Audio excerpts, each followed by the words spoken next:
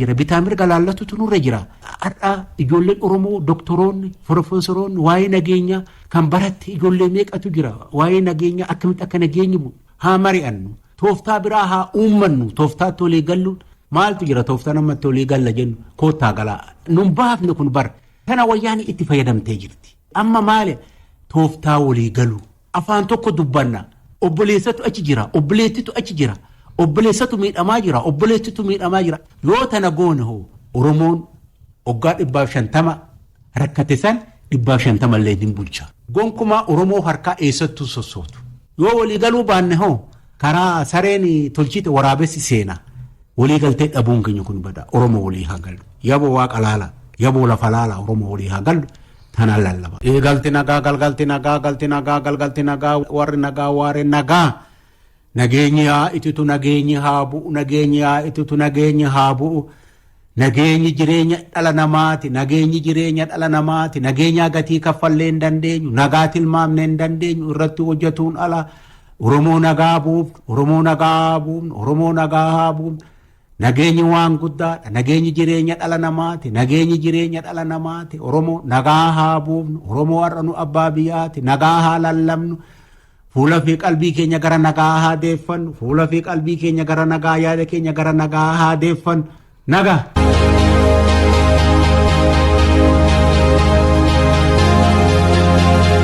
Bishaan dhugaatii nuuf hojjetamus sababa walharkaa fuudhiinsi harkifateef bishaan bira teenyee dheebochaa jirraa jedhan jiraattonni godina Booranaa aanaa Mooyaalee.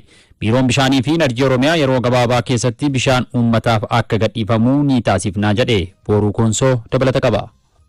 Ana Mooyaleetti piroojeektiin bishaan dhugaatii birrii miliyoon 400 oliitti tilmaamamuun hojjetame xumuramuusaa OBN qaamolee gargaraa irraa odeeffannoo argatee jira. Ta'us uummanni gandoota Ana Mooyalee kanneen akka ejersaaf tuqaa bishaan kun hojjetamee fi hagammaatti bishaan dhabuun rakkachaa jiraachuu komatan. Jiraattonni waggaa dheeraaf bishaan dhugaatii dhabuun rakkachaa turan kun akka jedhanitti boonowwan bishaanii 14 ga'an kanneen magaal tuqaa keessatti argaman tokkolleen bishaan uummati biraan ga'uu hin dandeenye. Bishaan hojjetame xumuramus hagammaatti gadi nuun dhiifamne waan taateef bishaan birteenne bishaan dheebochuu jirraa jechuun komatan. Mootummaan laalee akka rakkoon bishaan as keessa kan laalee birrii miliyoona hedduutiin asin midhaasee jira. Bishaan midhaasan sun illee nagamma gadi hin dhiifamne. Akka sila gannuu dhiisan jennuun yaalee jidarruu gannuu dhiisanii jennee yaala. Ammaallee gadi hin dhiifamne biraa rakkachuu jira. Bishaan nu seenanii kun waan bara garma seene cufnu raafan haroon cuffooqqatti namni dheebuu hin jiruyyuu. Torbaan dhufuu gadisanii dhiibnaadha. Borisanii dhiibnaadha. Dhiisichi sun dhiisichi hin taane jidduutti uumachi rakkachuu jira jechuudha. Gaafa gannaalessa kaan biyyaanii gadira chaane bishaan taankiriin gaba sullee miju kullee miju taankiriin lam miju bishaan godhito jedha. Itti gaafatamaa waajjira bishaanii fi enerjii Aanaa Mooyyalee Ab Muhammed Diimaa sababa piroojeektii walharka fuudhinsi hin taasifaminii fi kontiraakteroonni bishaan gadhiisuu dhabuu dubbatan. Warri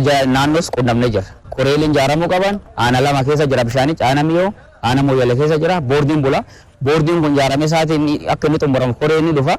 Koreessu waliin handoovariin gootanii gara hojii galuu dandeessanii nuun jedhani. Hangammaan dhufnee jechuudha jarres. Boonoo gar 25 bishaanichi qabu boona hunda cufamee furaan harka jala jira. Bishaanii xumuramee jira garuu sababa hangeeffamutti handoovariin goon jedhaniif hagamma uummati bira rakkatee taa'aa jira. Waajjirri bishaanii fi enerjii godina Booranaalleen kanuun mirkaneessa. Dhimma kanarratti biiroo bishaanii fi enerjii Oromiyaatti daayiriktar ijaarsaaf bulchiinsa kontiraaktara kan ta'an injiinar Leellisaa Guutamaa odeeffannoo karaa bilbilaatiin OBN'if kennaniin turtii torbe tokkiin caal keessatti horee piroojeektichaa hundeessuun akka garas erganii fi achumaan bishaan uummataaf akka gallakkeeffamullee himan.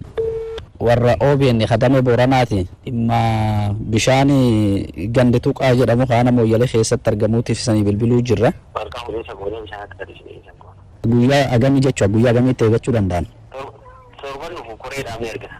Torban dhufu koreen ni argamti. Torban dhufu dudduubatti eeggachuu malan jechuu mati bishaan. Bishaan kun yoo hojii eegale jiraattota 37 oli tajaajiluu akka danda'u odeeffannee jirra. Gurmaa'insa caasaa gandaa haaraa hojiirra ooleen tajaajila si'ataa argachuu eegallee jedhan jiraattonni aanaa sabbata hawaas ganda awaash bal'oo hojjettoonni ramadamanis rakkoo bulchiinsa gaarii fi kana tajaajilaa hiikuun cinaatti hojii misoomaatti nu onnachiisaa jirus jedhan Kootii Tarrafaa. mootummaan naannoo Oromiyaa rakkoolee bulchiinsa gaarii fi kenna tajaajilaa irratti kanaan dura hawaasni aanaatti deddeebi'uun yeroos gubaa baasii malleef saaxilamaa ture hambisuudhaaf gurmaa'insa caasaa gandaa haaraa ijaaruun hawaasni dhiyeenyatti tajaajila si'ataa argatee hojii misoomaatti akka xiyyeeffatu gochuun dhugoomtutti jira. Obbo Gadaa Bayyanaa fi Qanyaash Nagaasaan jiraattota ganda Awaash Bal'ooti. Mootummaan jijjiiramaa humna baratee fi naamusa qabu caasaa gandaa nuuf ramadee jedhan. Kanaan dura gandi torbanitti dilbata qofaa banama. Dhibdee adda addaa furachuudhaafis aanaatti deddeebinee yeroos qabeenyas qisaasessina suuraa hafee jedhan. Bulchiinsa gaarii uumanii akkuma bultii lama seenanii baay'ee nuti beeksinis jaallatee guyyaa hundaa asuma tajaajilaa jiru. Manni kun sanbata guddaa irratti mootummaan baasee fi uumaa sararatanyaatiif cufama malee biiroo kana waggaa dhufan daqiiqaa takka turanii bakkumatti nu gaggeessanii ulfina nu kennanii ulfinaan dhaabbannee waliin ollee bulla nagaa kun nagaa akkana akkam. Duraan sabbata deemee kan masaafaa dhabu jira kan rakkatu jira. Ammoo ergaa isaan dhufan tajaajila shaggaa kennaa jiru. Ogeessii fi hooggansi caasaa gandaa haaraan hojii misoomaa hawaasummaaf nageenya irratti tajaajila si'ataa fi qulqullina qabu dhiyeenyattiif toomnaan nu kennaa jirus jedhan. Maasuma keechallee nu wajjin oolu ashamaa jedhu akkuma ilmaan keenya nu gargaaraa jiru. Giddi keenya maskaramii kana keessa qotata. Inisheetiin kun karoora mootummaan baase qamadiin kun fuulduratti adeemu jedhame halkanii guyyaa caammaa baafatanii dhoqqee keessa bu'anii akka qotee bulaa tokkootti surree xamaxamatanii nufaana oolanii bulanii har'a amma har'aa kun tajaajila guddaa nuu kennan. Isaanillee haa galatoomanii mootummaan keenyallee haa galatoomu. Seenaa haaraa hojjechuuf imaanaa nutti kenname gammachuun fudhannee erga hojiitti gallee gaaffii fi komii hawaasaatti dhiyeenyaan hiikuudhaan gamatti misooma ariifachiisaadhaan jijjiiramoota gama diinagdee siyaasaaf hawaasummaatiin eegalaman daran akka milkaa'uuf xiyyeeffannee hojjechaa jirraa jedhan gaggeessitoonni ganda Awaash Bal'oo. Qonnaan bulaan qotee bu'a qabeessa akka ta'uuf hojiiwwan kaleessa hojjetamanii iddoon itti kufamee jiraachuu danda'a, iddoon itti mul'atame akkasumas immoo iddoon itti gufatee rarra'ee hafee jira waan ta'eef sana ogeessa gandarra jiru kaan dabalannee itti fufsiisuudha. Keessa oollee keessa bullee hawaasa kana kan tajaajilaa jiru. Abbaa dhimmaa keenya yeroo wayita hawaasaatti akka nu argatu yeroo hunda waajjirri keenya banaa kan ta'ee fi gara laafummaan ciccinee sa'aatii isaanii itoo hin qisaasessin akka haadha immoo jaallattutti jechaadha. Halkanii guyyaa otoo hin jedhin hojii dhabaa calalanii of harkaa qabnu qabna. Hojii dhabaa kana immoo akkamittiin hojiitti galchine kan jennu calalliisaa riisoorsii adda baafnee jirra jechaadha. Namoonni nageenya isaanii eeggachuu qaban caasaa nageenyaa hundeessine uummannis nageenya isaa akka eeggatuudhaaf hubannoo kennine wajjin mareenne Awaash Bal'oon ganda misoomaan beekamtuudha, ganda nagaa qabduudha. Kanaaf namni hundumtuu sodaa tokko malee misooma isaa kan itti bubba'ee ba'ee hojjetatee galaa jirudha jechuudha. Bulchituu itti aantuu fi itti gaafatamtuun qonna ganda Awaash Bal'oo aadde Xaayituu Asaffaa hiree argannee imaanaa guddaa fudhannee jedhan itti dhiyeenyaan miira aantummaa cimaadhaan hawaasa keenya tajaajilaa jirras jedhan. Hojiin kan jiru baadiyyaa, wanni hundi kan jiru baadiyyaa. Kanaaf nutis uummata keessaa baane karaa guutuudhaan itti dhiyeenya kenna tajaajila itti dhiyeenyaan hawaasa keenya dhamaatii tokko malee tajaajiluudhaaf sammuu qulqulluudhaan fudhannee hawaasa keenyatti gadi buune jechuudha. Oduu alaatiin Tiraampoliin abdiin Ameerikaa ifaa fi qananiidha jedhe kaadhimamaan pirezidaantii filannoo bara kanaa. Tiraamp hokkora waggoota afuriin dura kaapitaala hiiliitti kaasisee gatii jaalalaaf kafalame jechuun akka itti hin gaabbine dubbate Abdallaa Quccaa. Doonaald Tiraamp injifannoo yookaan du'a waan jedhaaru fakkaata. Bara kanas akkuma waggoota afur dura filannoo baatii tokkoon booda Ameerikaan raawwachuuf deemtu gamtaan baanee nama keessan jabaa ana filachuun warra dharanutti qotaatiin baanii haa qaanessinu jedhaara. Uummanni kiyya sadoo fi bal'oo na waliin dhaabbataatiin turtaniirtu guddaa galatoomaa jechuunis duula na filadhaa bakka garaagaraatitti gochaatiin jiru irratti dubbata. Dheenna kana duula na filadhaa galma keessatti Miyaamii Floriidatti godha irratti deeggartoonni koo takkayyuu dogoggortaniitiin hin beektanii isin yoomiyyuu sirriidha jedhe jedhama. Akka fakkeenyatti mormiin sagaleen mo'atameera jechuun bara 2021 majjii 6 galma koongireesiin itti walgayetti baatanii kan yoomiyyuu hin dagatamne kan jaalalaati jechuudhaan dubbate. Mormii kaapitaal riyooti dimokiraasii Ameerikaa qancarsuu fi godhame jechuudhaan yeroo maraa balaaleffatamaatiin jiru. Kan innis hokkora kaasiseera jechuudhaan mana murtiitti sababa san deddeebi'u akkamitti har'a hin salphannu mormii jaalala biyya fi jecha bayame jedheetiin dubbata jechuudhaan hedduutu ajaa'iba jedhaatiin jira. Inni garuu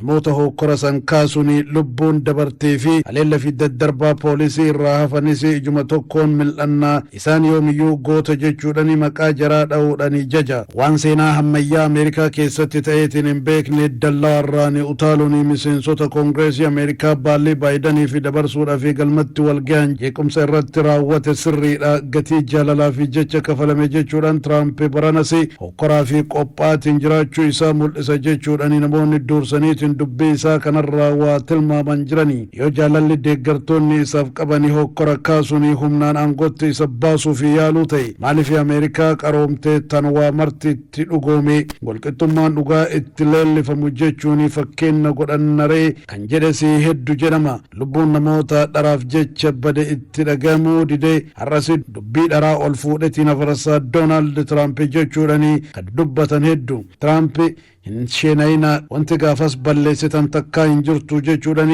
akka dubbatu kan godhe duulana filadhaa Miyaamii Filooriidaa gubbatti akkanumaan ifaajjee nullee gatii hin malle kafalchiisatiin jirta kanarraa dabattee maaf hin teenne jechuudhaan gaafii namichi tokko gaafatee fi deebii laatuuf jedheeti jedhama qeeqni namichaa akkaan waan lafee isa tuqeefi akka malee aaree kana jedhe jedhama anis isinis wanti isin uftan takkas hin jiru haqaaf jecha gatiin guddaan suni kafalamee ammas haqa deebifachuu fi itti fufnaa hin sodaatinaa hin seenayinas jechuudhani dubbii dheeraa sirba giddii fakkaatu humnaan amansiisuu fi yaalame godhe Tiraamp qawwee hin qabanne ules namni harkaa qabu hin turre dhagas hin kaafne sagalee mormii qofa dhageessisaatiin turtanii kanaa ol adeemsi nagaa eessa jira jechuudhani ammas akka deebi'aniitiin mormiif kaka'an gochaatiin ture Tiraamp ummanni akkasitti bahee mormii dhageessise sun dhuunfatti jaalalanarraa qabuuf osoo hin ta'ini sagalee isaan jala hatametu garaa isaan nyaateti mormiif baanii waan aaga sheenawuu hin qabne hojjetanii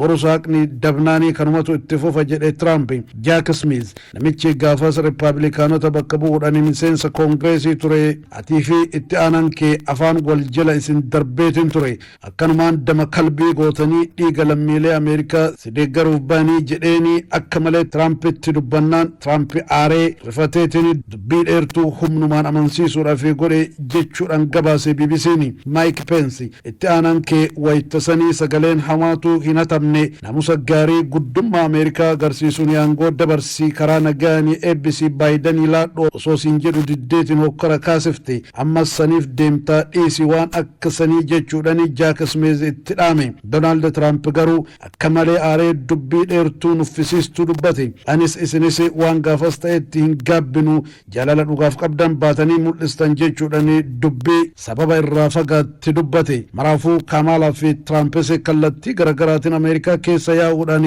ana malee kan isin ceesisu hin jiru jechaatiin jiru lammiilee biyyattiitiin bakka ga'an maratti maqaa wal xureessuun kan amaleeffatame kaadhimamtoonni pirezidaantummaa filannoo Ameerikaa akka malee of dhaadheessuun faallaa ofii ammoo abaaratiin oolu jaartiin afaan mi'oofti malee hojiin dandeettuu biyya jabduu akka Ameerikaatiif hin taatu irraa goraa jechuudhaan Tiraamp yoo dubbatu Kamalaan ammoo jaarsi jarjaree isinis jarjarsuun jarjara keessa isin galcha mil'attanii hin ilaalinaa jechuudhaan bakka geette maratti akka waa yoo maqaa Tiraamp hin dhayini ittiin tollee godhatti ammas dimokiraasii Ameerikaa fakkeenya hundaa ta'e gufachiisuu fi guggufaatiin jira agartuuni jechuunis dhaamti Kamala Harris mormii ji'a darbe kallattiin walitti dhufuudhaan godhan irrattis gufuu dimokiraasii waan taateef Ameerikaa bulchuu fi gahumsa hin qabdu dafii fedhiin kararraa gorii humna kee barii jetteeni turte tagasi asis kootu walitti deebinaa jennaani hin maraadhe moo itti dhiyaadhe lamuu lammataa kan sifaana kallattiin dhiyaadhe falmu jechuudhaan fagotti narraa gorii jedheetiin itti dhaame. Oromoon hoytuma murtii tumattu waan biraa dura nagaa lallabde sa'a nagaa lallabde namaa nagaa lallabde malkaa nagaa lallabde maddaa nagaa lallabde karaa nagaa lallabde gabaa nagaa lallabde bultii nagaa lallabde ooltii nagaa lallabde wanni isiin hin lallabiniif hin jirtu waan uumame muluufuu nagaa lallabde nagaatu duraan nagaa jechuun utubaa biyyaa yoo nageenni jiraatin homaan jiran ilma qaba jechuun nagaa irratti jira ilma sanin guddifadha jechuun nagaa irratti jira ilma sanin barsiifadha jechuun nagaa irratti jira yoo nageenni hin jiraatin hin jiru hin horadhaan hin jiru hin qotadhaan hin jiru hin bocadhaan hin jiru ilma barsiifadhaan hin jiru nageenni yoo hin jiraatin guddinni hin jiru misoomni hin jiru nagaa kenna wanni eeggannuuf jiru teennaaf eeggan nagaa namaa hayyuu jirutu eega wayyuu jirutu eega abbaa amantiitu eega abbaa gadaatu eega abbaa bokkuutu eega qeerrotu eega qeerrittitu eega haadha siinqeetu eega akkanatti eegama nageenni kalee